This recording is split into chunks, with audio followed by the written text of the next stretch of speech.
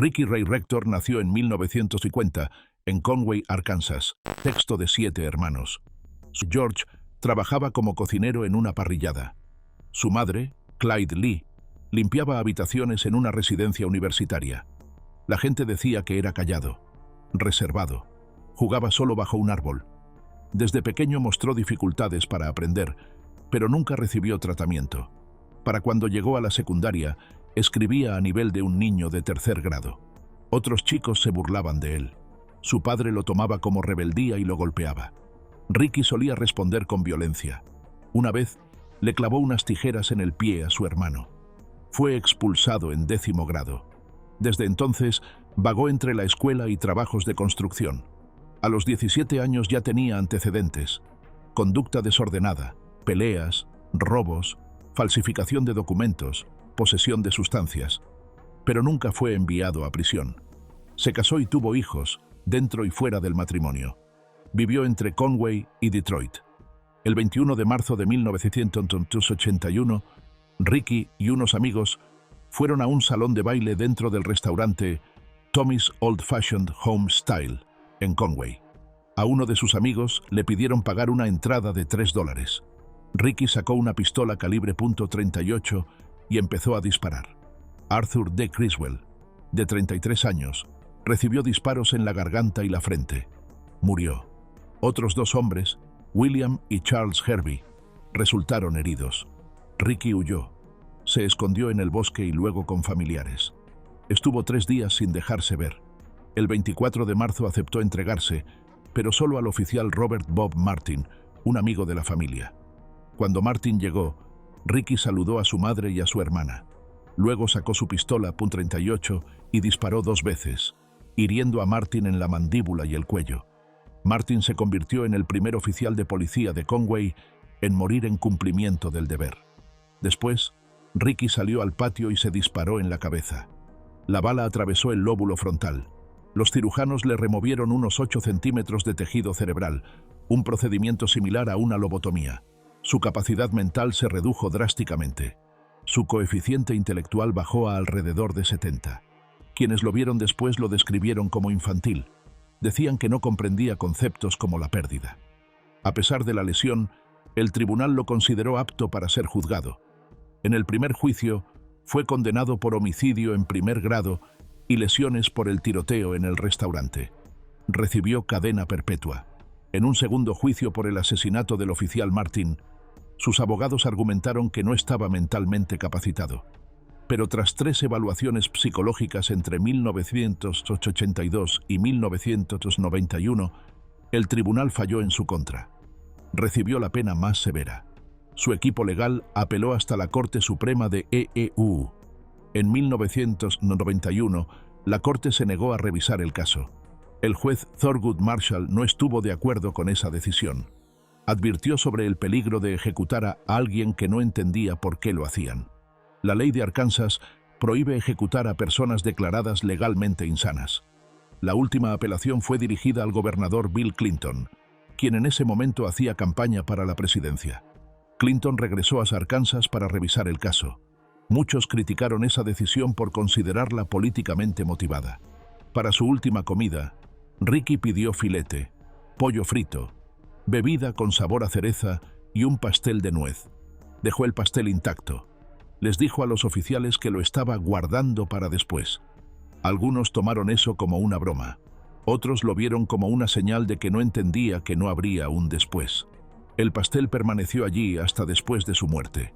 La ejecución se llevó a cabo el 24 de enero de 1992 en la prisión Cummings Unit, en Arkansas. Tenía 42 años. El proceso fue todo menos sencillo. Al equipo le tomó más de 50 minutos encontrar una vena adecuada. Intentaron en ambos brazos, luego en el cuello. Finalmente, lograron insertarle una vía intravenosa cerca de la ingle. Las autoridades culparon del retraso a su peso y a los medicamentos que tomaba. Los testigos observaban desde detrás de un cristal. Algunos se removían incómodos. Otros miraban hacia otro lado. Ricky yacía amarrado a la camilla, en silencio la mayor parte del tiempo. Pero justo antes de que los químicos ingresaran a su cuerpo, soltó un gemido. El sonido fue débil, pero se escuchó. Varios testigos lo notaron. Algunos creyeron que era de dolor. Otros pensaron que estaba confundido o angustiado. En la próxima historia, bastaron solo 90 segundos para cambiar el país para siempre. Timothy McVeigh nació en 1968, en Lockport, Nueva York. Sus padres se separaron cuando él tenía 10 años. Se quedó a vivir con su padre, William. Tenía 2 hermanas, Jennifer y Patricia. Era callado, delgado, torpe. Los niños le decían Fideo. Él no se defendía. Su abuelo le enseñó a usar armas. Le gustó el control, el silencio, la supervivencia. En la adolescencia leyó un libro que lo marcaría por años, The Turner Diaries. Describía el atentado a un edificio federal. Retrataba al gobierno como el enemigo. McVeigh estaba de acuerdo. Obtuvo una beca parcial para la universidad, pero abandonó. En 1988 se unió al ejército de EEUU. Le fue bien. Sirvió en la Guerra del Golfo. Ganó una estrella de bronce. Intentó entrar a las fuerzas especiales, pero no completó el entrenamiento. Se retiró en 1991. Después vino Ruby Ridge en agosto de 1992. Un enfrentamiento. Agentes federales. Una familia. Hubo muertos. Y luego Waco, abril de 1993. Otro enfrentamiento. Un complejo. Tanques. Un incendio. Más de 70 personas murieron. McVeigh lo vio por televisión. Luego fue hasta allá. Se paró frente al lugar. Repartió folletos. Llamó agresor al gobierno. Creía que alguien debía hacer algo. Para 1994, McVeigh empezó a planear. Contactó a Terry Nichols, un amigo del ejército, también a Michael Fortier. Juntos construyeron algo poderoso: fertilizante, combustible y un explosivo. Rentaron un camión Ryder. Cargaron el artefacto. Su objetivo: el edificio federal Alfred P. Murrah en Oklahoma City. Eligieron el día, la hora y el lugar exacto donde estacionarse. El 19 de abril de 1995, a las 9:02 am, McVeigh aparcó el camión cerca del edificio. Activó un temporizador. Se alejó caminando en un Mercury Marquis amarillo. Segundos después, la bomba explotó. Una gran parte del edificio colapsó. Se rompieron ventanas de autos cercanos. Se destruyeron oficinas y paredes. Muchas personas murieron, incluidos niños. Cientos más resultaron heridas. Muchos se preguntaron por qué atacó a familias y bebés, y no solo a símbolos de poder. Luego dijo que sabía que había una guardería, pero igual siguió. Pensaba que el impacto sería mayor si había niños entre las víctimas. Admitió que saberlo le hizo dudar por un momento, pero continuó. Los investigadores encontraron el eje trasero del camión poco después de la explosión. Con el número de identificación, rastrearon el alquiler en Kansas. Un retrato hablado los llevó al motel donde se hospedaba McVeigh. Fue detenido 90 minutos después por una infracción menor de tránsito. Había estacionado su auto de escape demasiado lejos. Llevaba un arma escondida. También una copia de una cita de Abraham Lincoln. Sic semper tyrannis. Así siempre a los tiranos. Al principio no dijo nada, pero en su ropa había rastros del explosivo. Testigos lo conectaron con la escena. Nichols y Fortier dieron declaraciones que lo vinculaban con el plan. Fortier admitió que sabía del plan, pero no hizo nada por detenerlo. Nichols fue considerado cómplice y recibió una larga condena. El 2 de junio de 1997, tras un juicio lleno de testimonios conmovedores de víctimas y sobrevivientes, el jurado lo declaró culpable de múltiples cargos, entre ellos, causar la muerte de empleados federales, usar un dispositivo explosivo de gran escala, conspiración y destrucción con explosivos. 11 días después, el jurado eligió la pena máxima. Un juez confirmó esa decisión el 14 de agosto de 1997. Sus abogados apelaron. Alegaron que la cobertura mediática y posibles prejuicios afectaron el proceso. También sugirieron que podría haber más involucrados. Todas las apelaciones fueron rechazadas. Su última petición ante la Corte Suprema fue denegada el 8 de marzo de 1999. La noche antes de su ejecución, McVeigh escribió una carta. Dijo lamentar que personas hubieran muerto, pero afirmó que eso era de esperarse. Agregó que si existía un lugar para los que causan daño, él merecía estar allí. Pidió un capellán. Solicitó como mensaje final el poema Invictus. La mañana del 11 de junio de 2001, en la prisión federal de Terre Haute, Indiana, se llevó a cabo la ejecución por inyección letal. Decidió no hablar antes del procedimiento. Su última comida fueron 2 porciones de helado de menta con chispas de chocolate. Los testigos dijeron que mostró poca emoción y no expresó remordimiento. Un familiar de una de las víctimas dijo que parecía alguien que lo haría de nuevo si tuviera la oportunidad. Fue responsabilizado por delitos de primer grado que causaron la muerte de decenas de personas y por organizar una explosión masiva. La Corte impuso la pena más severa. A pesar de los intentos por revertir la decisión, el fallo se mantuvo firme. El siguiente hombre tenía poder, dinero e influencia, hasta que una mujer quiso marcharse. Thomas Joseph Capano nació en 1949, en Delaware. Creció en una familia reconocida, dedicada al negocio de bienes raíces. Era el mayor de 4 hermanos. Estudió en Archmere Academy. Luego se convirtió en abogado. Se desempeñó como fiscal adjunto del estado de Delaware y también fue asesor legal de la ciudad de Wilmington. Asesoró al gobernador Michael Castle. También trabajó como consultor político. Se casó y tuvo 4 hijas. Para 1995, él y su esposa, Kai, ya vivían separados. A comienzos de los años 90, Capano inició una relación de 3 años con Anne-Marie Fahey. Ella tenía 28 años y trabajaba para el gobernador Tom Carper. En su diario personal, ella lo describió después como un maniático controlador, inseguro y celoso. Empezó a salir con Michael Scanlan, pero durante un tiempo siguió en contacto con Capano.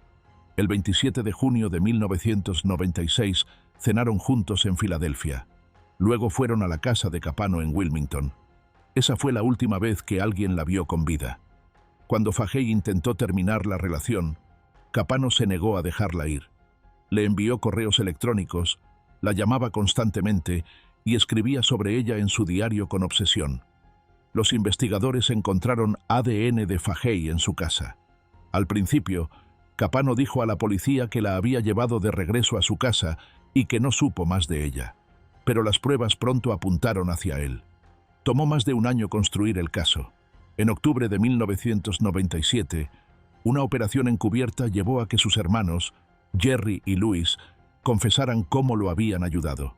Dijeron que Capano le disparó a Fahey en su casa. Luego colocaron su cuerpo dentro de una nevera de pesca. La llevaron a más de 100 kilómetros mar adentro y la arrojaron al océano. Cuando la nevera flotó de regreso, uno de los hermanos trató de hundirla con un ancla. Finalmente, lograron que se hundiera. Un año después, la nevera volvió a la costa. Un pescador local la encontró y avisó a la policía. Eso le dio a los investigadores la prueba que necesitaban. El juicio comenzó el 26 de octubre de 1998. Durante 12 semanas, el tribunal escuchó páginas del diario, correos electrónicos, registros de llamadas y reportes de ADN. Sus hermanos y otros conocidos contaron cómo Capano había comprado un arma para Fahey.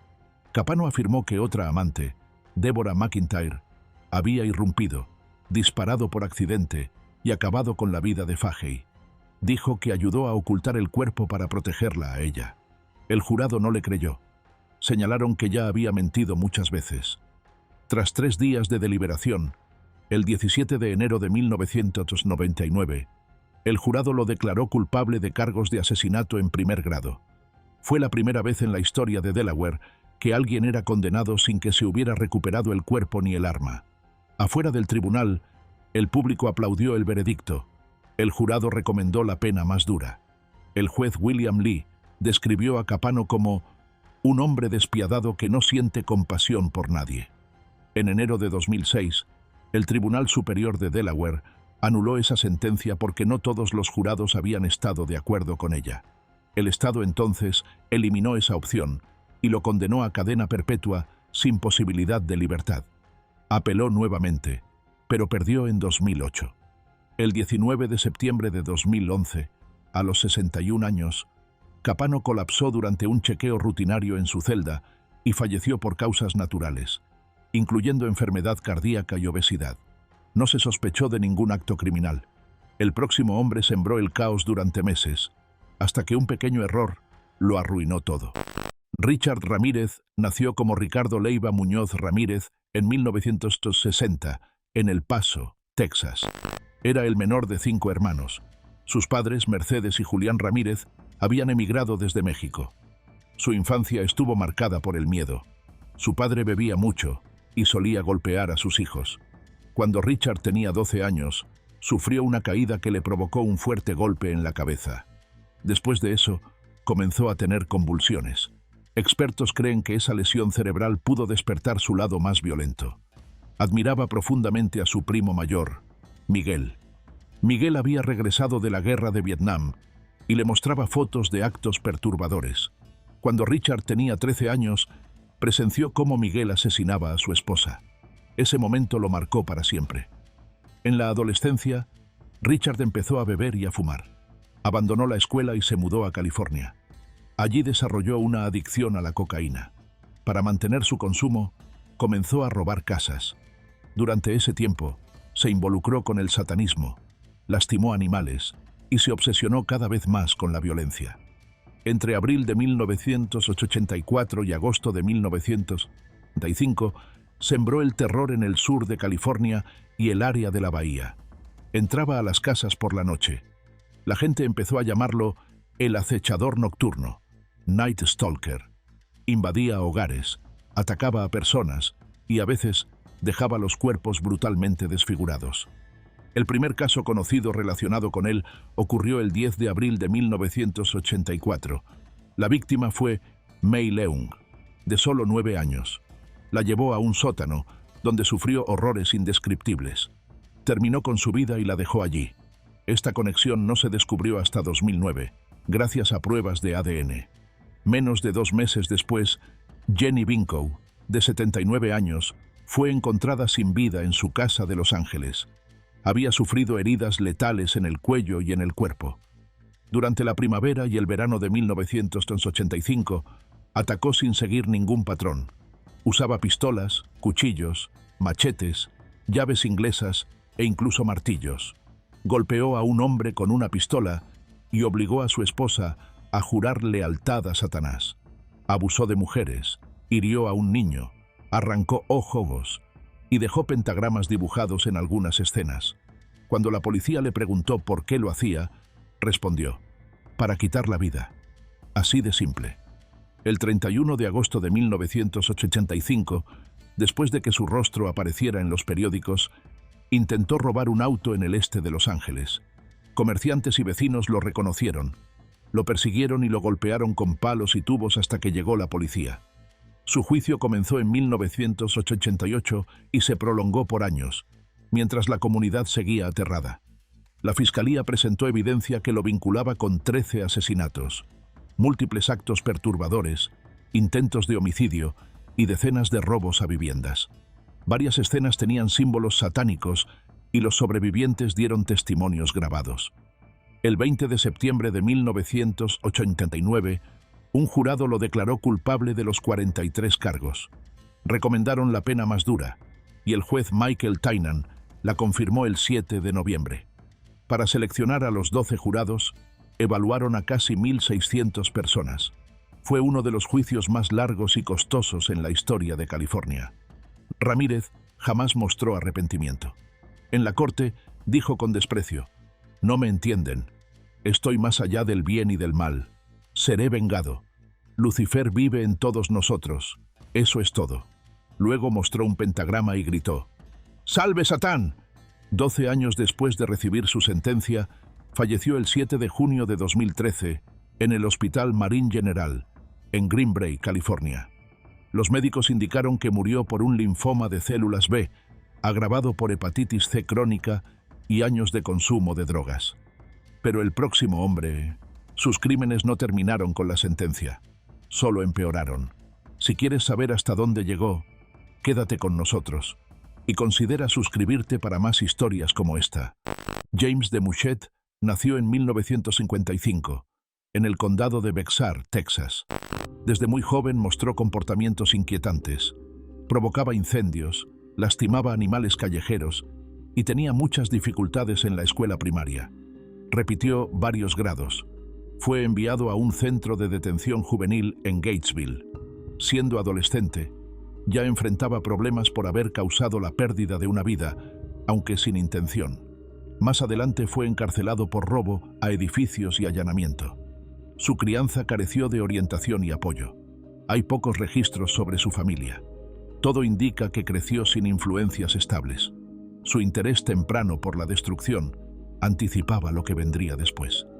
El 17 de octubre de 1976, James y su hermano menor, Christopher, fueron a un restaurante Pizza Hut en Houston, justo cuando estaba por cerrar. Lo que empezó como una visita nocturna terminó en tragedia. James llevaba un revólver calibre .380. Disparó al gerente, Geoff Hambrick, y al subgerente, Scott Sorrell. También estaba presente un amigo, Robert Chuck White. Sorrell y White perdieron la vida. Hambrick recibió un disparo en la cabeza, pero logró sobrevivir fingiendo estar muerto. Después, registraron la oficina del restaurante, se llevaron dinero en efectivo y un estéreo, y huyeron. La policía arrestó a ambos hermanos poco después. El testimonio de Hambrick fue clave para el caso. En el juicio, James enfrentó cargos por la muerte de 2 personas. Presentó pruebas de que padecía trastorno de personalidad antisocial. Alegó que sus acciones fueron impulsivas, no planeadas. Sin embargo, el jurado lo consideró agresivo de forma deliberada y un peligro constante. En 1980, recibió la pena más severa del Estado. Christopher fue sentenciado a cadena perpetua. Durante su tiempo en prisión, cometió actos aún más perturbadores. En 1981, su sentencia fue modificada brevemente porque no se le había informado adecuadamente sobre su derecho a guardar silencio durante una revisión.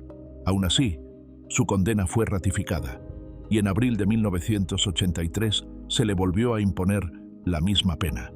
En agosto de 1983, mató a otro recluso golpeándolo 16 veces con un arma improvisada hecha de alambre en la sala común de la prisión. Esto le valió una condena adicional de cadena perpetua. En los meses siguientes, atacó a otros 2 presos.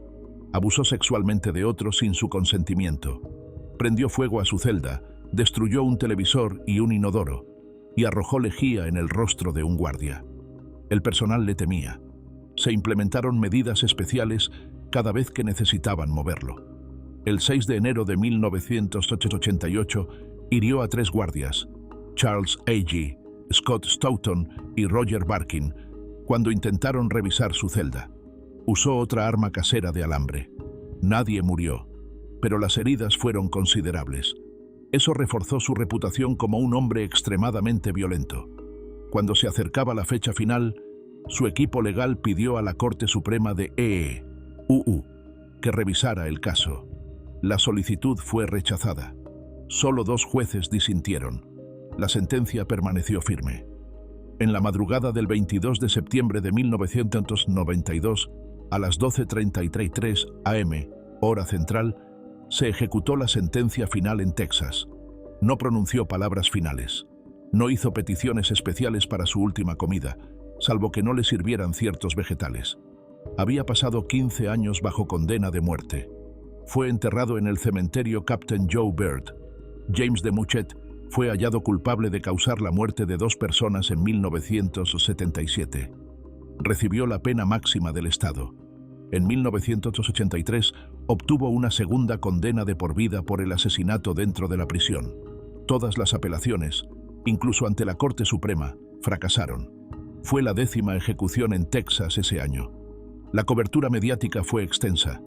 El personal penitenciario aseguró que incluso trasladarlo requería precauciones especiales, lo que dejaba claro el nivel de temor que generaba. John Wayne Gacy nació en 1942, en Chicago. Su padre era John Stanley Gacy, un veterano de la Primera Guerra Mundial que trabajaba con autos. Su madre se llamaba Marion Elaine Robinson. John tenía 2 hermanas, Karen y Joan. Desde pequeño, sufrió un ambiente familiar duro. Su padre solía golpearlo y le lanzaba palabras crueles, comparándolo negativamente con sus hermanas. Entre los 6 y los 10 años, fue víctima de contacto no deseado por parte de un adulto conocido. A los 10 o 12 años, él y un amigo fueron acusados de comportamiento inapropiado con una niña. En 1964, Gacy se casó con Marlene Myers. Tuvieron 2 hijos, Michael y Christine, y se mudaron a Waterloo, Iowa. Allí, Gacy administraba 3 locales de Kentucky Fried Chicken, propiedad de su suegro. En 1968, fue condenado por actos inapropiados con un joven empleado adolescente. Recibió una sentencia de 10 años, pero solo cumplió 18 meses. Él insistía en que era inocente. Para septiembre de 1969, ya estaba libre y divorciado. Regresó a Chicago y vivió un tiempo con su madre. En junio de 1972 se casó con Carol Hoff. Fundó una empresa de construcción llamada PDM Contractors. También se presentaba como payaso en eventos infantiles bajo nombres como Pogo o Patches el Payaso. Asistía a fiestas y recaudaciones de fondos. Entre 1972 y 1978 atacó a adolescentes y hombres jóvenes en situación vulnerable. Muchos eran fugitivos o no tenían hogar estable. Les ofrecía trabajo, hacía ofertas falsas o se presentaba como payaso para atraerlos. Una vez en su casa, les ponía esposas como parte de un truco de magia. Luego les daba sustancias ilegales y cometía abusos. Los lastimaba gravemente. Finalmente, les quitaba el aire hasta causarles la muerte. Su primera víctima conocida fue Timothy McCoy, de 16 años, en enero de 1972. Lo golpeó y enterró en el espacio debajo de su casa en Chicago. Así empezó una cadena de crímenes fatales. Con el tiempo, hizo lo mismo con otras víctimas: Darrell Sampson, Randall Refet, Samuel Stapleton, Michael Bonin, William Carroll, John Butkovich, Robert Winch, Tommy Bolling, David Talsma y más. El 11 de diciembre de 1978, Robert Piest, de 15 años, desapareció tras encontrarse con Gacy, quien le ofreció trabajo en construcción durante el almuerzo. La policía siguió las pistas hasta Gacy. Tras obtener órdenes de registro, inspeccionaron su casa. Encontraron herramientas y objetos alarmantes. Descubrieron restos de 29 personas en el espacio bajo su vivienda. Luego hallaron 4 más en un río cercano. El 22 de diciembre, Gacy confesó haber causado la muerte de al menos 30 personas. Describió cómo las atraía, las dañaba y qué hacía con sus cuerpos.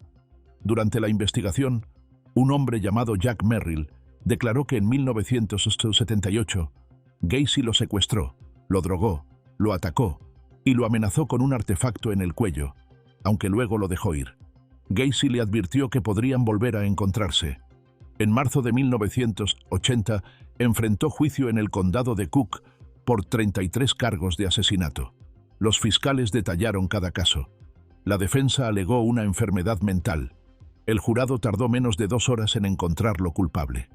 El 13 de marzo de 1980 recibió la pena máxima por 12 cargos y múltiples cadenas perpetuas por los restantes.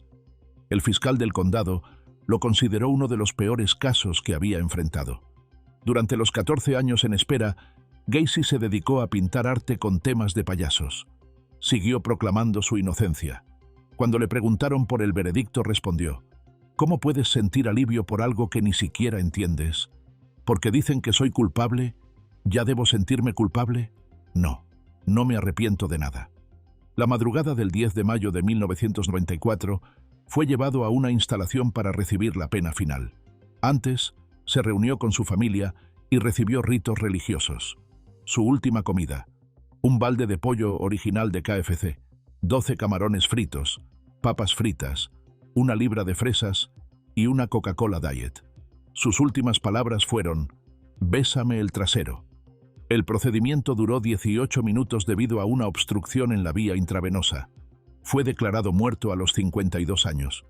El siguiente hombre tampoco mostró remordimiento, ni siquiera con 29 cuerpos bajo su suelo.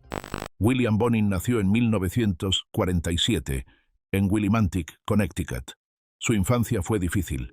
Su padre, Robert, era alcohólico y violento, tanto con William como con su madre, Alice. Cuando Alice no estaba, William y sus hermanos sufrían reglas estrictas e impuestas con dureza. A inicios de los años 60, la familia se mudó a Torrance, California. La escuela fue complicada para él en lo social. Aunque era bueno en matemáticas y ciencias, se sentía aislado y nunca logró formar amistades cercanas. En secreto, luchaba con impulsos perturbadores.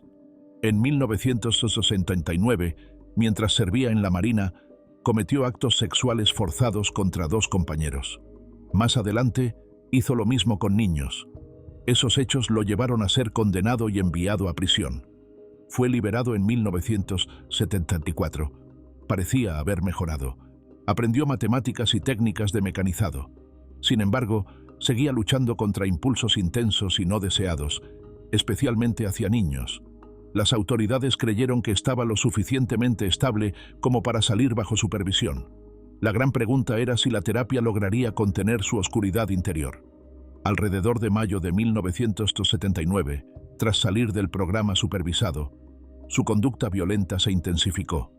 Muchas veces actuaba con cómplices como Vernon Butts, Michael Monroe, William Pugh y Gregory Miley. Recorrieron el sur de California ofreciendo dinero o transporte a jóvenes que hacían dedo. Luego los sometían a graves abusos. Cada caso seguía un patrón. Primero, el joven era atraído a la camioneta de Bonin. Luego utilizaba herramientas como picahielos, alicates, llaves cruz o instrumentos de metal improvisados para causarles daño. Los forzaba a realizar actos sexuales, los golpeaba y ataba. A veces les hacía ingerir sustancias tóxicas. En muchos casos, las víctimas eran asfixiadas con sus propias camisetas. Finalmente, abandonaba los cuerpos junto a autopistas, en callejones o en estaciones de servicio. Por este patrón, la prensa lo apodó el asesino de la autopista. Un caso resaltó especialmente. Sean Page King, de 14 años, se volvió tristemente famoso cuando Bonin, tiempo después, le confesó a su madre que King era su favorito, porque gritaba mucho. Los investigadores se estremecieron con esa confesión. Entre mayo de 1979 y junio de 1980, al menos 21 niños y jóvenes fueron víctimas. Bonin fue hallado culpable por 14 de esos casos. 10 ocurrieron en el condado de Los Ángeles y 4 en el de Orange. Se movía por una necesidad de sentirse poderoso, usando el miedo y la manipulación para lograr sus deseos. Buscaba una emoción oscura que no podía controlar. Su infancia traumática y sus impulsos no tratados influyeron en su conducta. Tras ser arrestado, no mostró arrepentimiento. Incluso dijo que, de no haber sido atrapado, habría seguido matando. El 11 de junio de 1980, la policía detuvo su camioneta en Hollywood. Dentro encontraron a un joven marine sin vida y herramientas de tortura como alambre, cuerdas y una llave. Esa evidencia llevó a su arresto. Tuvo 2 juicios. En marzo de 1982, en el condado de Los Ángeles, un jurado lo encontró culpable de 10 asesinatos con tortura. Recibió la pena de muerte. En agosto de 1983, en el condado de Orange, fue hallado culpable de otros 4 crímenes y nuevamente sentenciado a la pena máxima. Los fiscales lo describieron como extremadamente peligroso. Bonin intentó culpar a sus cómplices, pero la corte lo consideró el principal responsable. Elegía a sus ayudantes por su docilidad. Pasó 14 años esperando la ejecución en San Quentin. Durante ese tiempo, pintó cuadros y escribió cuentos. Incluso realizó una exhibición. Escribió cartas a las familias de las víctimas. En ellas, nunca mostró culpa y, en ocasiones, expresaba pensamientos inquietantes. Confesó que disfrutaba oír los gritos. Llegó a bromear diciendo que ante los demás era amable. Aún así, se negó a aceptar responsabilidad, alegando que solo seguía órdenes. Los fiscales rechazaron completamente esa versión. A comienzos de 1996, parecía estar en paz con su destino. El 22 de febrero, dio una última entrevista en radio. Se pronunció en contra de la pena de muerte, pero dijo que había hecho las paces con su final. Bromeó diciendo que su único arrepentimiento era no haber jugado bolos lo suficiente como para volverse profesional. Les dijo a los investigadores que las familias jamás encontrarían cierre verdadero con su muerte. Su última cena fue: 2 pizzas grandes de salchicha y pepperoni, 3 pintas de helado de café y 18 latas de refresco. Pasó la noche viendo un concurso televisivo con amigos y un sacerdote. Esa noche, declaró que la pena de muerte no era la solución a los problemas de la sociedad. Aconsejó que, si alguien piensa hacer algo muy grave, se siente en silencio y lo piense bien. El 23 de febrero de 1996, en la madrugada, se le administró la inyección letal. Fue declarado muerto minutos después, luego de que su pecho se moviera 2 veces y su rostro se relajara. Ahora bien, ¿cómo una rebeldía adolescente se convirtió en una de las cadenas de crímenes más temidas en EEUU? Charles Starkweather nació en 1938, en Lincoln, Nebraska. Era el cuarto de 7 hijos. Su padre, Guy, trabajaba como carpintero, aunque sus problemas con la artritis reumatoide dificultaban mantener el empleo. Su madre, Helen, se ganaba la vida como mesera para ayudar a la familia. En la escuela, Charles era objeto de burlas constantes. Tenía problemas de pronunciación y piernas arqueadas. Admiraba a James Dean y pasaba mucho tiempo solo, practicando con armas y cazando. Según él, el acoso que sufrió el primer día de clases encendió una rabia que nunca se apagó. El hogar tampoco era un refugio. El ambiente era tenso. Su padre lo trataba con dureza y su madre acabó divorciándose. La pobreza agravaba aún más la situación familiar. Charles abandonó la secundaria. A finales de 1957, sus pensamientos comenzaron a volverse oscuros y luego mortales. El 1 de diciembre de 1957, robó una gasolinera en Lincoln. Obligó al empleado, Robert Colbert, a subir a su auto y le disparó. Fue su primera víctima. Según dijo más tarde, aquella sensación de poder lo hizo sentirse invencible. Pero todo empeoró el 21 de enero de 1958. Charles fue a casa de su novia, Carol Ann Fugate, de solo 14 años, para hablar de su relación. Allí, asesinó al padrastro de ella, Marion Bartlett, a su madre, Belda, y a su hermanita de apenas 2 años, Betty Jean. Carol aseguró luego que fue retenida contra su voluntad, pero las pruebas apuntaban a que sabía lo que ocurría. Ambos permanecieron en la casa durante días.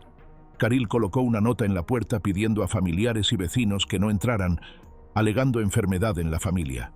Incluso subrayó su nombre 2 veces como señal de auxilio. Pero cuando su abuela mencionó que llamaría a la policía, la pareja escapó. Se dirigieron a Bennett, Nebraska, a casa de un conocido, August Meyer, de 70 años. Charles lo asesinó de un disparo, y también a su perro.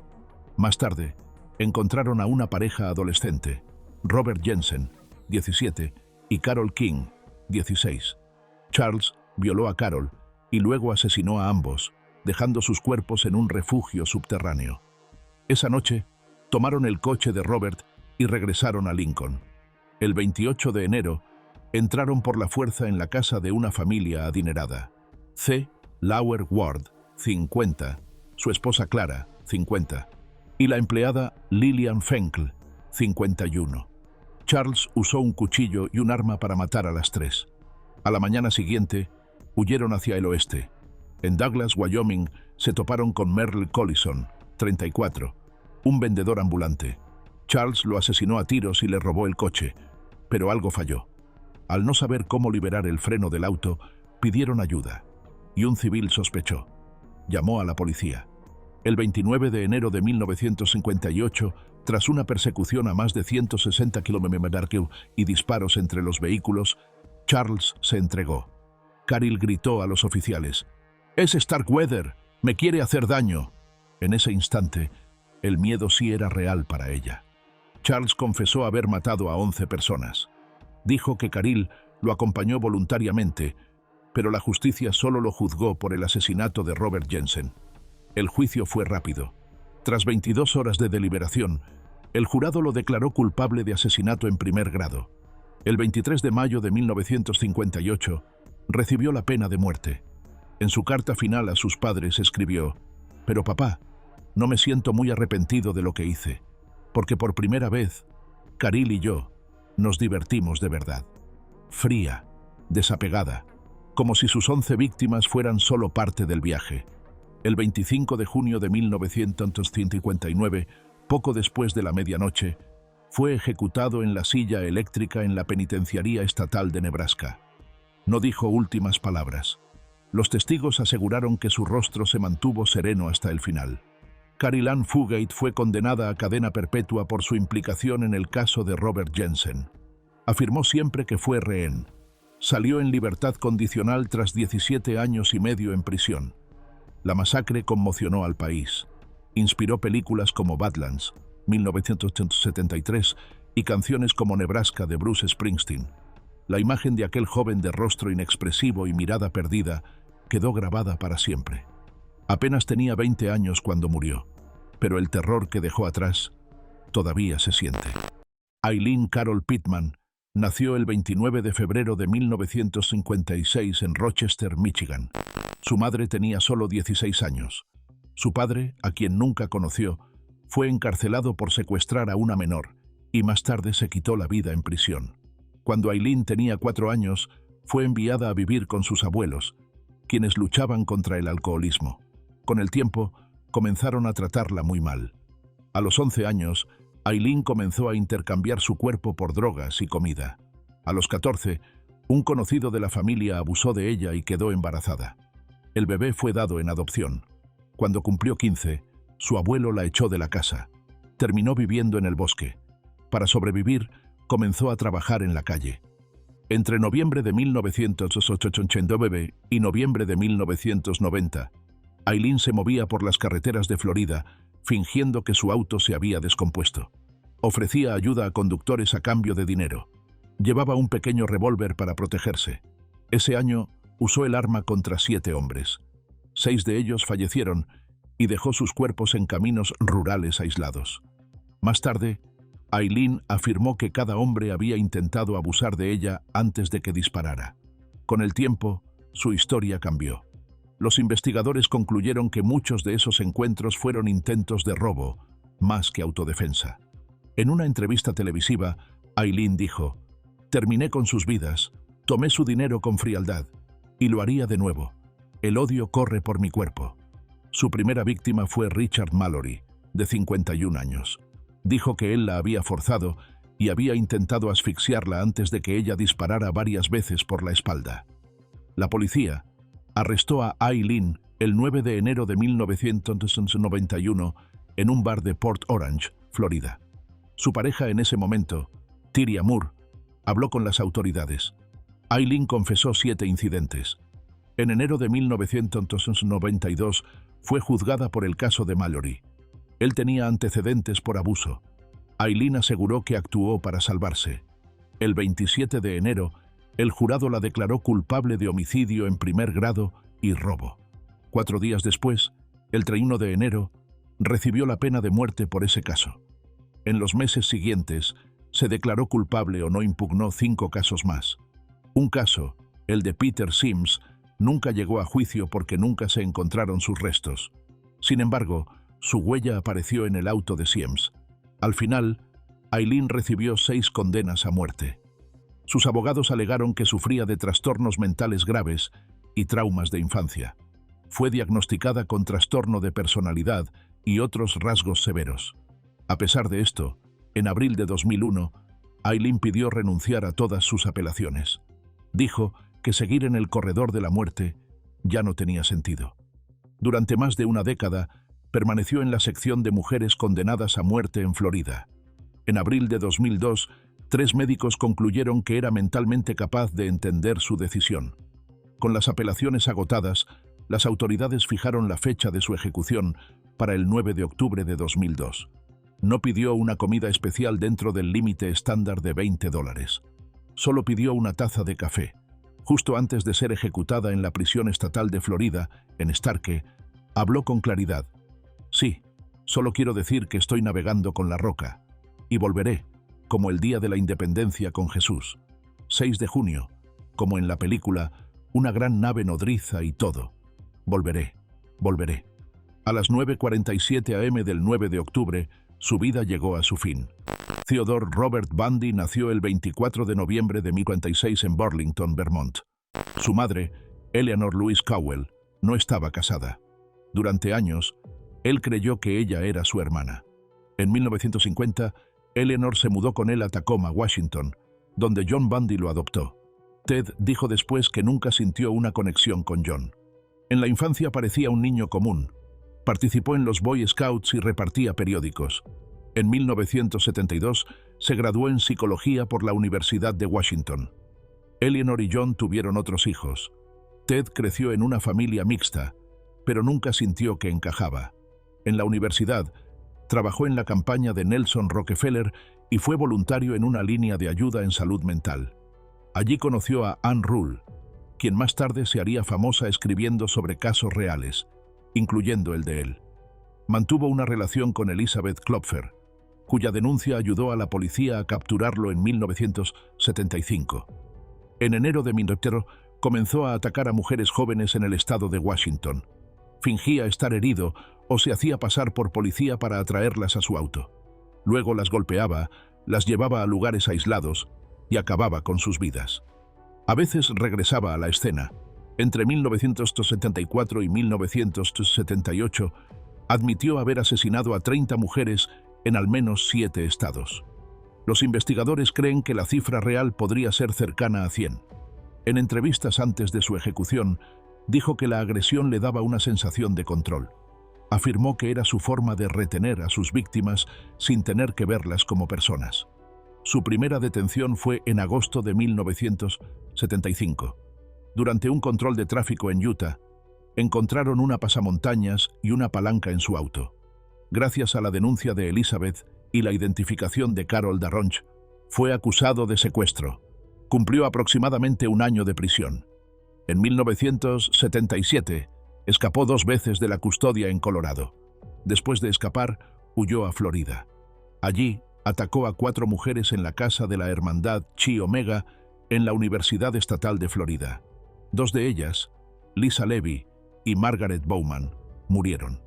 Luego secuestró y mató a Kimberly Leach, una niña de 12 años en Lake City.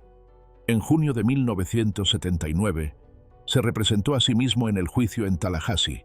Fue declarado culpable por el caso Chi Omega, con pruebas como testimonios, marcas de mordidas, fibras y cabello.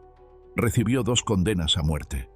En enero de 1980 se le impuso una tercera por el caso de Kimberly Leach. Llevó sus apelaciones hasta la Corte Suprema de pero perdió en cada intento. En su último año, confesó más crímenes con la esperanza de retrasar su ejecución. Días antes de su muerte, finalmente asumió toda la responsabilidad. Uno de los relatos más detallados fue sobre Georgan Hawkins. Dijo que fingió cojear, ocultó una palanca, la golpeó en un callejón y la mató en su auto.